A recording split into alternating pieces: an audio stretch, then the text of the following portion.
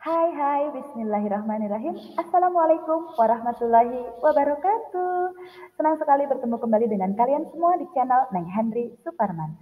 Kali ini kita akan membahas mengenai tugas demonstrasi kontekstual pada modul 3.1, yaitu pengambilan keputusan berbasis nilai-nilai kebajikan sebagai pemimpin yang dipresentasikan oleh saya sendiri, Neneng Hendriani Magister Pendidikan, calon guru penggerak Angkatan 7.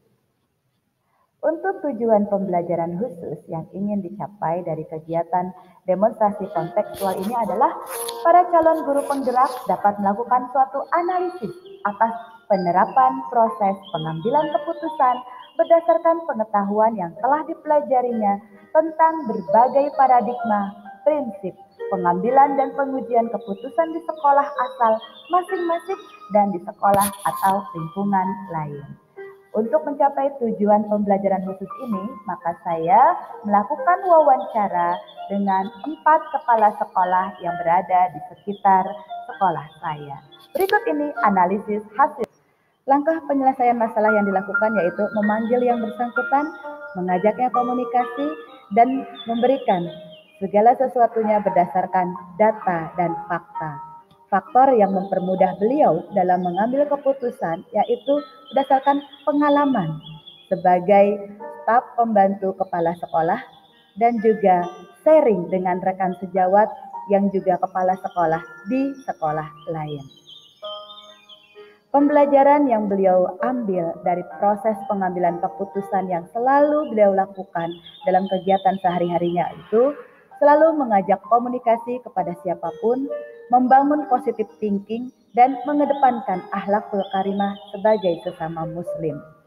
Jadi kesimpulannya adalah Bapak Kepala SMA Negeri 4 Cibinong telah melaksanakan 9 langkah pengambilan dan pengujian keputusan analisis terhadap 4 jenis paradigma dilema etika dan telah menerapkan 3 prinsip berpikir yaitu rule-based thinking, care-based thinking, dan end-based thinking tergantung dari masalah yang terjadi di lingkungan satuan pendidikan yang beliau kelola sebagai manajer. Berikutnya, mari kita simak wawancara dengan Bapak Sugio, Sarjana Pendidikan, Magister Pendidikan, selaku Kepala Sekolah SMK Negeri 1 Cibinong.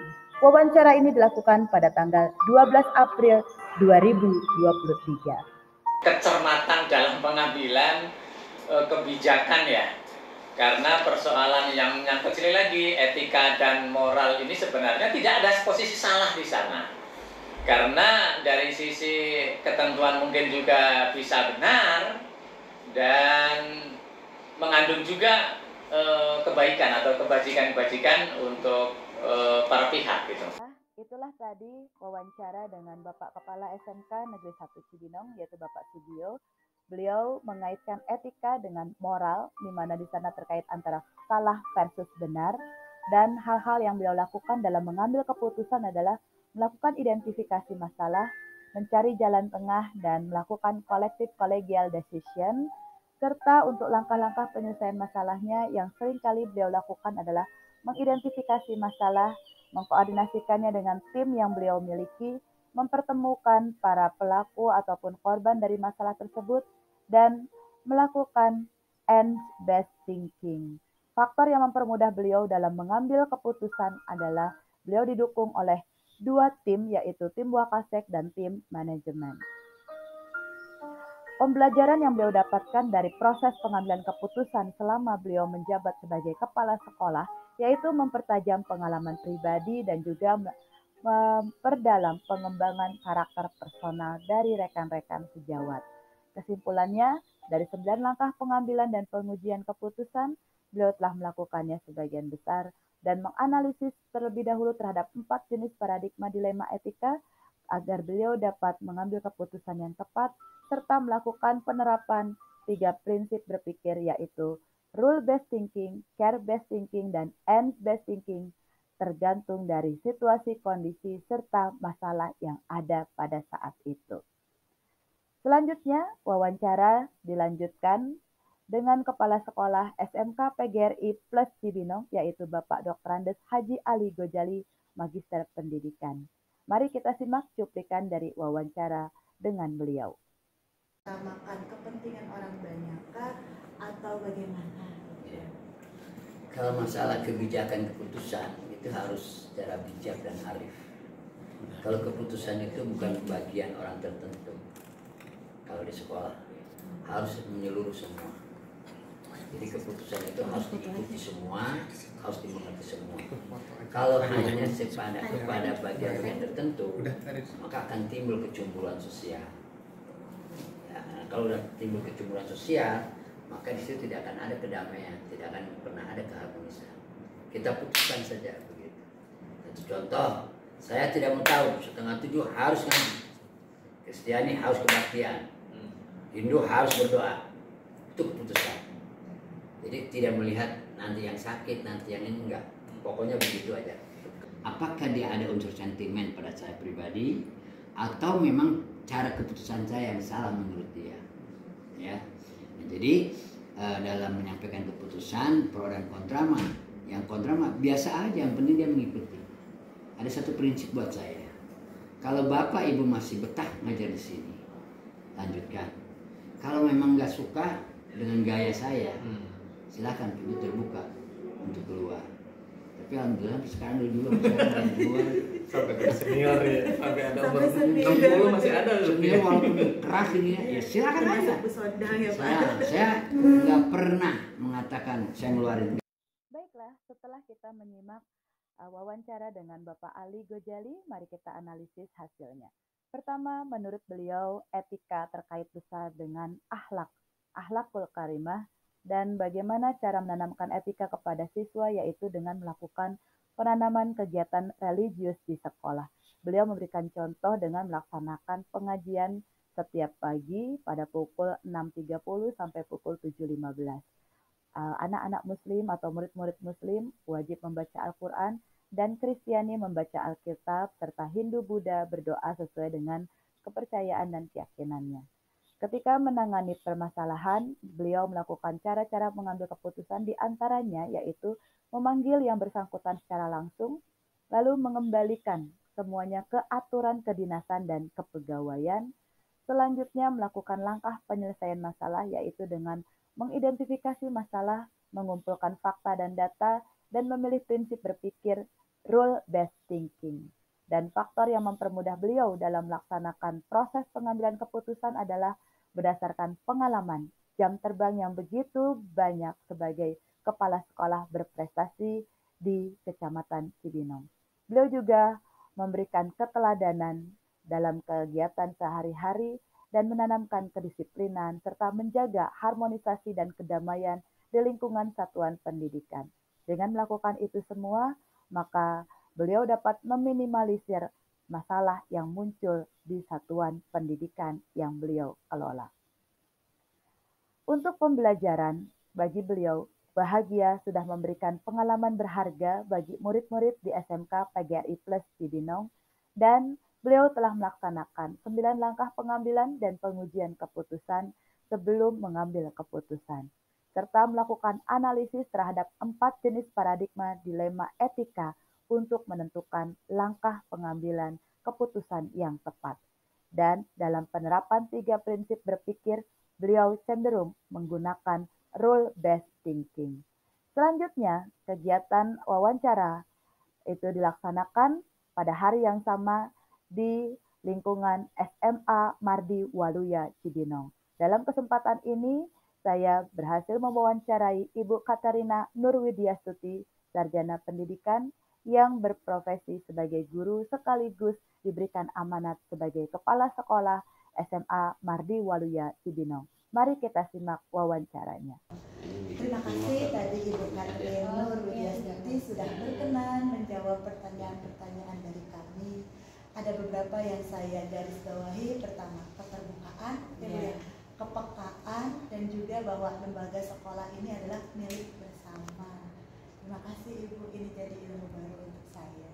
Mohon doanya agar kami bisa menjalankan apa yang sudah Ibu jalankan lebih dulu. Izin ya Bu, saya upload ke YouTube ya. Monggo Ibu, nanti saja. Dari hasil wawancara, tadi kita dapat menarik kesimpulan dan analisis sebagai berikut. Beliau mengartikan etika terkait dengan hati nurani, benar tidak benar, dan bersifat umum. Untuk cara mengambil keputusan, beliau biasanya membicarakannya dengan pihak terkait, mendiskusikannya dengan tim wakil kepala sekolah, dan mengkaji dari segi agama dan susila. Langkah penyelesaian masalah yang beliau lakukan secara umum yaitu dengan melakukan skala prioritas, menentukan lingkup kecil dan juga lingkup besar. Kira-kira masalah tersebut apakah berpengaruh secara umum ataukah tidak, dan menjalin komunikasi. Lalu faktor yang mempermudah beliau dalam mengambil keputusan adalah pengalaman dan juga memberikan keteladanan, kedisiplinan, serta menumbuhkan kepekaan di antara rekan kerja dan siswa.